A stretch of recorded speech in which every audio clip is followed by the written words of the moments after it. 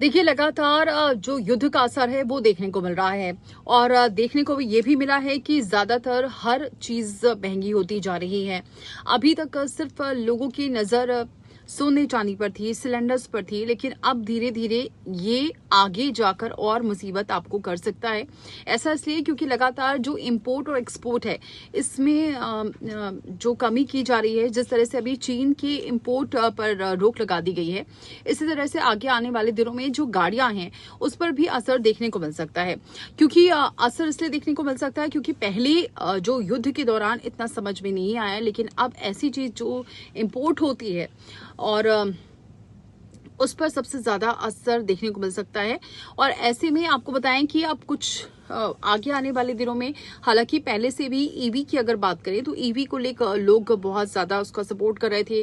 ज्यादातर जो सरकारें हैं वो ईवी को लेकर गंभीर नजर आ रही थी क्योंकि उससे पोल्यूशन कम होता है। लेकिन आगे आने वाले दिनों में ये एक ऑप्शन के तौर पर अब सामने आने वाला है, जरूरत के तौर पर सामने आने वाला है। ऐसा इसलिए क्योंकि देश में डीजल, एसयूवी और स्ट्रॉन्ग जो हाइब्रिड कारें हैं वो खरीदना काफी ज्यादा महंगा पड़ने वाला है।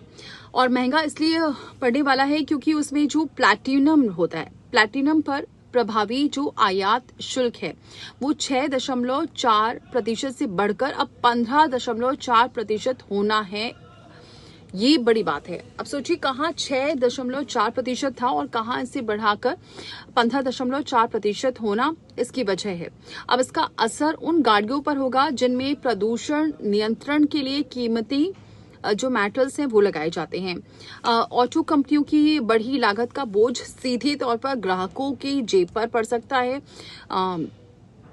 इससे जो मिड साइज की जो डीजल एसयूवी हैं के जो दाम हैं वो 12,000 बढ़ सकते हैं। जो स्ट्रॉन्ग हाइब्रिड कारों की जो कीमतें हैं वो 18,000 तक बढ़ सकती हैं। तो सोचिए बीच में क्या हुआ था।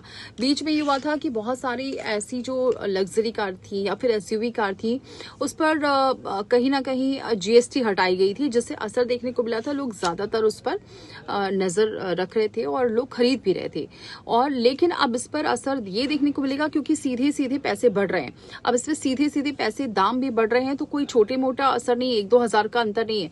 सीधे 12,000 और 18,000 तक बढ़ सकता है। तो ये असर पड़ सकता है और इसी वजह से ये जो गाड़ियां हैं एसयूवी या फिर स्ट्रॉन्ग जो हाइब्रिड की गाड़ियां हैं वो खरीदना थोड़ा महंगा पड़ सकता है और सीधे जेब पर असर डालेगा।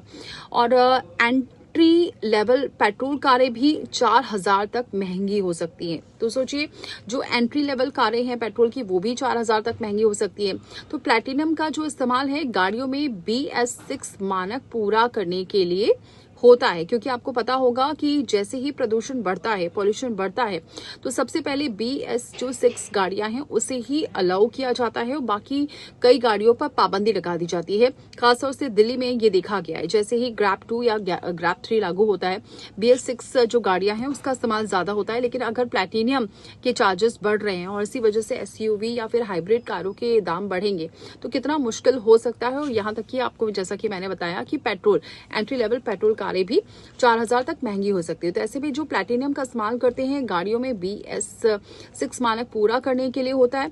नीति आयोग के पूर्व जो निदेशक हैं उनका ये कहना है, रणधीर सिंह है, उनका ये कहना है कि प्लैटिनम पर जो ड्यूटी बढ़ने से प्रदूषण नियमों के जो पालन की लागत बढ़ जाएगी। टाटा मोटर्स जैसी जो कंपनियां हैं सबसे अधिक प्रभावित इससे होने वाली हैं। चाहे स्कॉर्पियो एन हो, थार हो, XUV 700 जैसे मॉडल्स पर महिंद्रा का खर्च बढ़ेगा। टोयोटा हो गया या फिर मारुति की जो स्ट्रॉन्ग हाइब्रिड कारें हैं उसकी जो लागत है वो भी बढ़ जाएगी। जो हाइब्रिड गाड़ियों में इंजन बार बार स्टार्ट होता है तो इनमें जो फिल्टर है उसमें सबसे ज्यादा प्लैटिनम लगता है। इस वजह से भी प्रॉब्लम आ सकती है और इसी वजह से बढ़ सकता है। जहां जहां प्लैटिनम लगेगा वहां वहां वो कारें बहुत ज्यादा महंगी हो सकती हैं। इसलिए जो लोग थार का सपना देख रहे थे वो भी अब थोड़ा, उनको अपना सपना थोड़ा कंट्रोल करना पड़ेगा। और इसके अलावा आपको बताएं कि साइलेंसर जो फिल्टर होता है, साइलेंसर फिल्टर के जरिए विदेशी जो प्लैटिनम है उस पर 7.5% टैक्स ही लगेगा। सरकार ने अब विदेश से पुराने और खराब फिल्टर मंगाने पर टैक्स घटाकर 4.35% कर दिया है।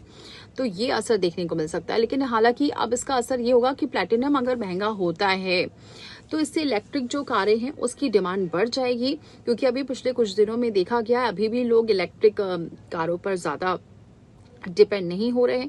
उसका कारण ये भी है क्योंकि चार्जिंग पॉइंट्स बहुत ज़्यादा कम है। अभी मध्य प्रदेश से ऐसी खबरें आई कि बहुत सारी जो इलेक्ट्रिक कारें हैं वो बिकी नहीं है, लेकिन आगे आने वाले दिनों में इसकी डिमांड बढ़ सकती है, चाहे प्रदूषण हो या ना हो, क्योंकि इसका रीज़न है प्लेटिनम का बढ़ना।